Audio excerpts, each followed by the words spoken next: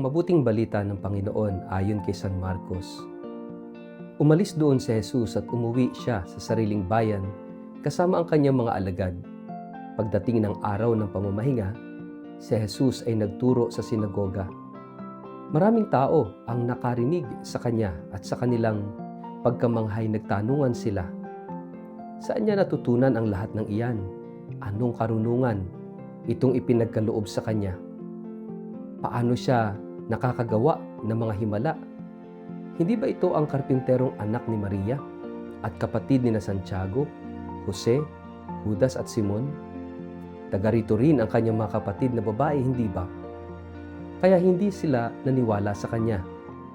Dahil dito sinabi ni Jesus sa kanila, ang isang propeta ay iginagalang ng lahat maliban ng kanyang mga kababayan, mga kamag-anak at ng kanyang pamilya. Hindi siya nakagawa ng himala roon maliban sa ilang may sakit na pinatungan niya ng kanyang kamay at pinagaling. Namangha siya dahil ayaw nilang maniwala sa kanya. Ang mabuting balita ng Panginoon. Word of the day, hear what God has to say. Mapagpalang araw po sa inyong lahat. Kumusta po kayo? Ang ating word of the day ay acceptance. May mga sandali sa buhay na ang pinakamasakit na pagtanggi ay hindi nagmumula sa mga estrangherong tao kundi sa mga taong inaakala nating pinakakakilala tayo. May mga pagkakataong ang ating pinanggalingan ang siyang nagiging hadlang sa ating tinatahak. Sa ganitong karanasan, umiikot ang Ebanghelyo ngayon at isang salita ang kayang buuin ang buong mensahe, acceptance o pagtanggap. Bumalik si Jesus sa kanyang sariling bayan. Ito ang lugar na kung saan siya lumaki, ng mga alaala, ng mga taong kilala ang kanyang pamilya, ang kanyang kasaysayan, ang kanyang pagiging karaniwan. Sa sinagoga, nagturo siya at namangha ang marami sa kanyang karunungan at kapangyarihan. Ngunit ang paghanga ay hindi nagtagal. Mabilis itong napalitan ng tanong, ng pagdududa at pangmamaliit. Hindi ba ito ang karpintero? Hindi ba ito ang anak ni Maria? Sa halip na buksan ang puso, isinara nila ito. Ang problema ay hindi ang kakulangan ng mga signs o tanda, kundi ang kakulangan ng acceptance o pagtanggap. Dito natin nakikita ang isang malalim na katotohanan ng buhay espiritual. Hindi lahat ng nakakakita ay tumatanggap at hindi lahat ng nakaririnig ay naniniwala. Ang pagtanggap ay higit pa sa kaalaman. Maari mong kilala ang isang tao ngunit hindi mo siya tinatanggap. Maari mong marinig ang katotohanan ngunit hindi mo ito pinahihintulutang baguhin ka. Ang mga taga-Nazareth ay nakakita kay Jesus, ngunit ikinulong nila siya sa kahon ng kanilang mga inaasahan. Dahil pamilyar siya, hindi na siya pinakinggan. Dahil kilala siya, hindi na siya tinanggap. Sa isang mas malalim na pagtingin, ang tagpong ito'y salamin ng ating sariling puso. Ilang beses na ba nating narinig ang salita ng Diyos? Ngunit dahil pamilyar na ito, hindi na tayo nagulat. Ilang beses na ba nating naramdaman ang paanyaya ng Diyos? Ngunit dahil hindi ito bago o dramatiko, binaliwala natin. Minsan, ang pinakamalaking hadlang sa pananampalataya ay hindi ang kasamaan, kundi ang pagiging sanay. Sanay na sa simbahan, sanay na sa mga ritual, sanay na sa wika ng pananampalataya, ngunit sarado na sa pagbabago. Sinabi ng Ebanghelyo na si Jesus ay hindi nakagawa ng maraming himala doon dahil sa kanilang kawalan ng pananampalataya. Hindi dahil mahina ang kapangyarihan ng Diyos, kundi dahil sarado ang pintuan ng pagtanggap. Ang Diyos ay nagnanais magpagaling, magpalaya, magbago. Ngunit hindi niya ipinipilit ang kanyang sarili. Ang himala ay nangangailangan ng espasyo. At ang espasyong iyon ay ang puso na handang tumanggap. May kirot sa pahayag na ito. Ang kawalan ng pagtanggap ay hindi lamang pagkawala ng himala, kundi pagkawala ng pagkakataon. Ang Nazareth ay nanatiling Nazareth. Isang lugar na binisita ng Diyos, ngunit hindi siya pinapasok.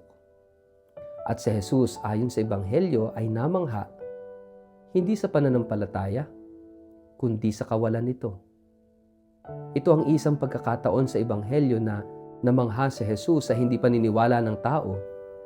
Ipinapakita nito kung gaano kaseryoso ang pagtanggi sa biyaya. Sa ating buhay, may mga Nazareth din tayo. Mga lugar, tao o sitwasyong ayaw na nating asahan ng bago. Maaring ito ay sariling pamilya, sarili nating pagkatao o sarili nating kasaysayan.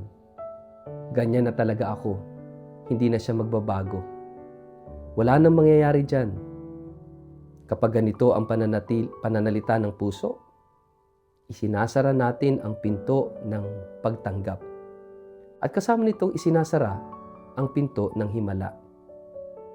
Ngunit may isa pang mahalagang aral ang Ebanghelyo.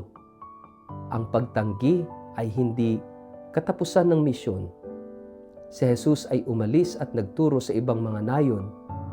Ang mabuting balita ay hindi nakakulong sa isang lugar o isang pagtanggap. Kung sarado ang isang pinto, may ibang bubukas. Ito ay paalala para sa mga naglilingkod, mga magulang, mga guro, mga lingkod ng simbahan. Ang hindi pagtanggap ay masakit. Ngunit hindi ito sukatan ng halaga ng misyon. Ang tungkulin ay manatiling tapat. Ang pagtanggap ay biyayang ipinagkakaloob ng Diyos sa taktang panahon. Sa antas ng personal na pananampalataya, ang tanong ay bumabalik sa atin. Tinatanggap ko ba si Jesus kung sino siya? O tinatanggap ko lamang siya ayon sa gusto kong siya ay maging? Ang tunay na pagtanggap ay handang magbago, handang umalis sa kahon ng pagiging pamilyar, handang magulat muli sa Diyos. Sapagkat ang Diyos ay laging mas malaki kaysa sa ating inaasahan at laging mas malapit kaysa sa ating iniisip. Ang Ebanghelyo ngayon ay hindi lamang kwento ng pagtanggi. Ito ay paanyaya sa muling pagtanggap. Inaanyayahan tayong gawing bukas ang puso, kahit sa mga salitang matagal na nating naririnig, kahit sa mga taong akala natin ay kilala na natin, kahit sa Diyos na tila pamilyar na pamilyar. Sapagkat ang Diyos ay dumarating hindi lamang sa bago, kundi sa karaniwan. At ang karaniwan ay nagiging banal kapag tinanggap.